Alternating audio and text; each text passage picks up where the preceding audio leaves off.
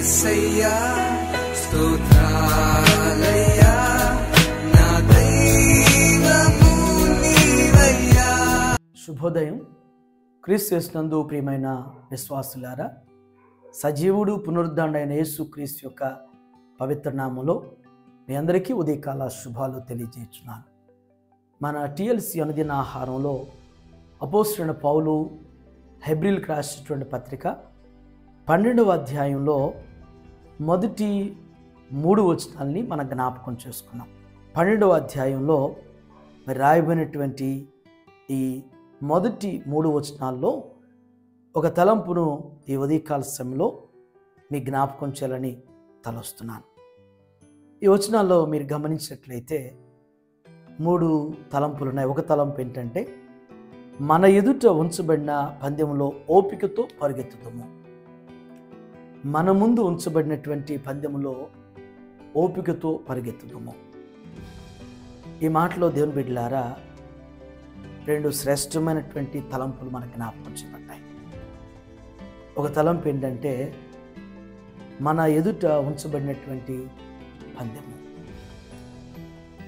ఈ భూమి మీద 2 టైప్స్ ఆఫ్ రేసెస్ ఉన్నాయి.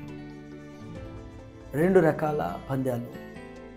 ఒకటి భూ సంబంధమైనటువంటి పందెము, రెండవది ఆత్మ సంబంధమైనటువంటి ఆధ్యాత్మికమైన పందెము. భూ సంబంధమైన పందాన్ని మీరు గమనిస్తే విద్యలో కానీ, ఉద్యోగంలో కానీ, వ్యాపారంలో కానీ, వ్యక్తిగత జీవితంలో కానీ, కుటుంబ జీవితంలో ప్రతి ఒక్కరి జీవితం, ప్రతి మనిషి జీవితం కూడా పందెంలో పరుగు పందెంలో పాల్గొన్నట్లుగానే ఖచ్చితంగా ప్రతి మనిషికి కూడా ఒక లక్ష్యం, ఒక గురి అనేటువంటిది ఖచ్చితంగా ఉంటుంది. అయితే విద్యలో కానీ, ఉద్యోగంలో కానీ, వ్యాపారంలో కానీ, కుటుంబ జీవితంలో కానీ ఈ పందెంలో మన యొక్క డెస్టినేషన్ రీచ్ అవ్వాలి అంటే ప్రతి ఒక్కరికి కూడా పట్టుదల అవసరం. పట్టుదల ఉంటేనే పందెంలో సక్సెస్ అవుతాం. దేనిలోనైనా పట్టుదల లేకపోతే, మనం చేసే ఏ పనైనా కానీ పట్టుదల అనేటువంటిది లేకపోతే మనం చేరవలసినటువంటి గమ్యాన్ని చేరలేం.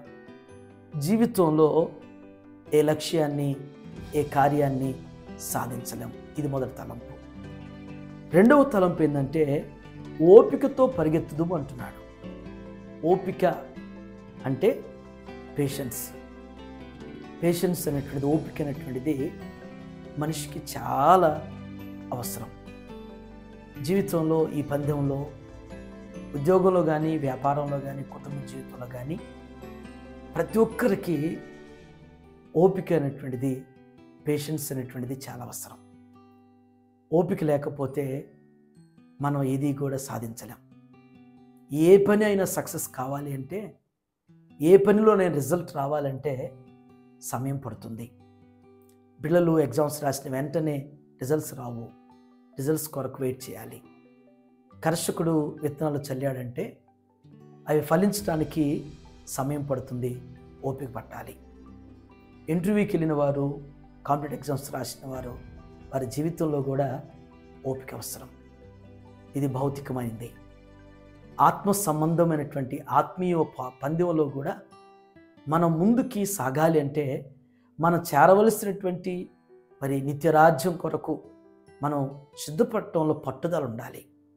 పట్టుదలతో ప్రార్థించాలి, పట్టుదలతో ధ్యానించాలి, పట్టుదలతో దేవుని స్తుతించి దేవుని మందిరానికి వెళ్ళగలిగి ఉండాలి.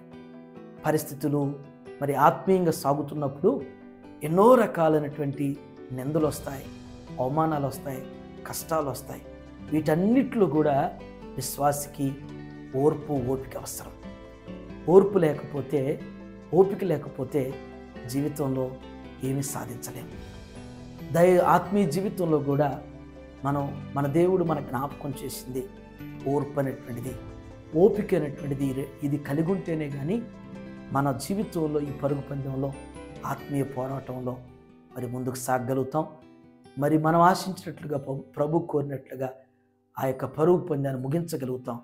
మరి చేరవలసినటువంటి పరలోక రాజ్యాన్ని చేరగలుగుతాం. అట్టి రీతిగా దేవుడి ఉదయకాల సమయంలో ఈ పందెంలో పట్టుదల, ఈ పందెంలో ఓర్పు ఓపిక మనకు అనుగ్రహిస్తూ మన వెన్నంటుండి దేవుడు మనల్ని బలపరుస్తూ నడిపించనుగాక. ప్రార్థన చేసుకుందాం. దయగల మా తండ్రి, కృపగలిగిన ఆయన మీకు వందనాలు ప్రభు. పౌలు భక్తుడు హెబ్రీ సంఘానికి నేటి విశ్వాసులను మా అందరికీ జ్ఞాపకం చేస్తున్నాడు.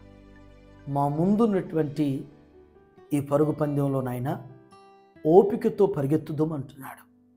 దేవ, భౌతికమైనటువంటి పందెం, ఆత్మ సంబంధమైన పందెం ఉంది. ఈ పందాలకి కావలసింది మాకు పట్టుదల ఉండాలి. అయ్యా, ఆనాడు నా తండ్రి యాకోబు ఏ రీతిగా పట్టుదల కలిగి దేవా ఆ దినం పెనుగులాడాడో ప్రభా, మేము కూడా నా తండ్రి అట్టి పట్టుదలతో పెనుగులాడగలిగినటువంటి భూ సంబంధమైన పర సంబంధమైనటువంటి పట్టుదల మా అందరికీ దయచేయండి. ఓర్పు అనేటువంటిది విశ్వాసికి అవసరమని పౌలు జ్ఞాపకం చేశాడు. అయ్యా, ఈ ఉదయం టీఎల్సీ అనుదిన ఆహారం చూస్తున్న ప్రతి బిడ్డకి దేవ ఓర్పును ఓపికను దయచేయండి. ఎన్నో రకాలుగా అపవాది నా తండ్రి మమ్మల్ని గలిబిలి చేస్తుంటాడు. ఎన్నో రకాలుగా నాయన మమ్మల్ని దుఃఖపెట్టాలని, భయపెట్టాలని, బాధించాలని, నిందిస్తూ దేవా ఎన్నో రకాల దాడు చేస్తుంటాడు. వాటన్నిటిలో కూడా నాయన ఓపికతో ఓర్పు కలిగిన ఆయన జయించేటువంటి శక్తిని మా అందరికీ మీరు దయచేయండి. అయ్యా, మీరు ఏ రీతిగా నా తండ్రి దేవా లోకంలో ఉన్నటువంటి శరీరాశ, నేత్రాశ, జీవకుటుంబాన్ని మీరు జయించారో మేము కూడా జయించుట శక్తిని అనుగ్రహించమని ఈ ఉదయం నాయన టీఎల్సీ అనుదిన ఆహారం చూస్తున్న ప్రతి కుటుంబాన్ని, ప్రతి బిడ్డను మీ చేతులకు అప్పగిస్తున్నాను. ఈ పందెంలో దేవ ఓపికతో పరుగెట్టగలిగినటువంటి అట్టి కృపను ప్రతి బిడ్డకు దయచేయమని యేసు నామములో ఈ ప్రార్థన మీకు సమర్పించున్నాను తండ్రి. ఆమేన్.